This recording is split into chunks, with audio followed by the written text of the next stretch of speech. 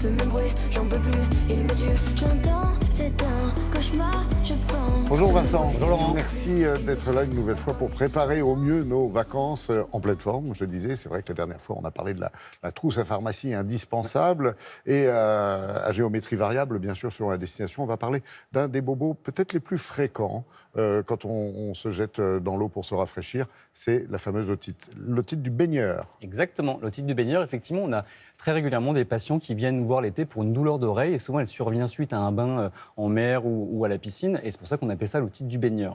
Si on fait un tout petit rappel anatomique, l'oreille elle est divisée en 3 parties. Il y a l'oreille externe qui est composée du pavillon et du conduit auditif externe, c'est là où vous mettez votre doigt quand ça vous gratte. Il y a l'oreille moyenne, c'est celle qui est située juste derrière le tympan où il y a les osselets. Les osselets vont servir notamment pour l'audition et c'est également l'endroit où les enfants vont faire des otites moyennes aiguës. Et puis il y a l'oreille interne, c'est celle qui est responsable de l'équilibre. Alors, dans l'otite du baigneur, c'est le conduit auditif externe qui est touché. Il va y avoir une inflammation de la peau suite à une infection soit bactérienne, soit mycosique. Et on appelle ça donc l'otite du baigneur, une otite externe. Il y a d'autres causes connues que cette macération-là de l'eau dans le fond de l'oreille?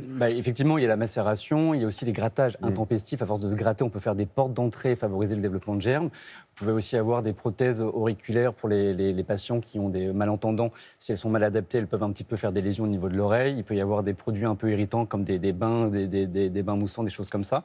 Il peut y avoir aussi des malformations anatomiques du conduit auditif externe, ce qui fait que la fonction auto-nettoyante de l'oreille n'est pas assurée. Et quoi qu'il en soit, c'est important de bien aller voir son médecin pour confirmer le diagnostic. Et puis également, il va s'assurer que le tympan n'est pas perforé. Petit rappel, en images et en son.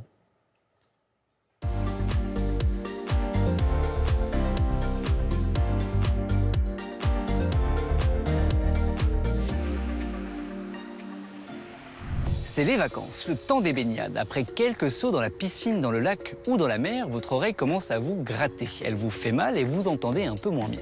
Vous l'avez compris, vous avez probablement contracté une otite du baigneur, une otite externe. Alors, si vous êtes sujet aux otites externes et pour ne pas gâcher les vacances, utilisez des bouchons d'oreille pendant les bains pour empêcher l'eau d'entrer. Épongez bien l'eau de votre oreille ou secouez la tête. Le but de la manœuvre, empêcher la macération de la peau et la prolifération des germes. Ne vous grattez pas l'oreille et évitez les cotons-tiges, surtout sur une peau fragilisée par les bains. Le cérumen dont vous essayez de vous débarrasser par tous les moyens, il est protecteur.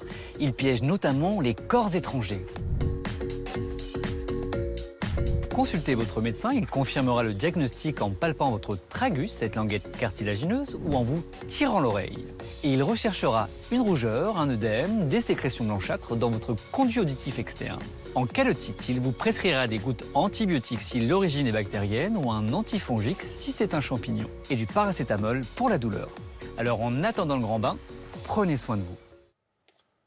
J'avais dit, docteur, on a toujours un petit problème pour mettre comme il faut les gouttes dans les oreilles. Exactement. En fait, pour les gouttes qu'on vous allez mettre dans les oreilles, c'est important de bien réchauffer le produit dans sa main. C'est vrai qu'on peut dire, bon, à quoi ça sert finalement de réchauffer son produit, le petit flacon dans la main. Mais en fait, mettre des gouttes froides dans l'oreille peuvent provoquer soit des nausées, soit des vertiges. C'est pour ça que c'est important de le réchauffer. Et c'est vrai qu'on se dit, mais pourquoi? Mais voilà, c'est la raison.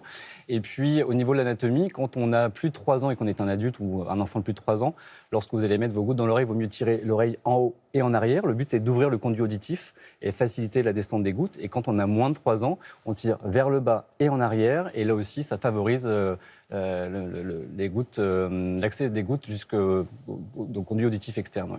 Donc, comme j'ai un tout petit peu plus que 3 ans, je tire mon oreille vers l'arrière et en arrière, exactement. D'accord, je vais essayer de retenir tout Parfait. ça. Autre chose à ajouter? On a tout passé en revue. On est pas mal, je pense qu'on a fait une bonne chose sur l'otite externe. Ouais. Super, merci beaucoup Vincent. N'oubliez pas, si vous souhaitez échanger, poser des questions, suggérer d'ailleurs aussi des thèmes santé, rendez-vous sur le groupe Mieux vaut prévenir que guérir sur notre page Facebook.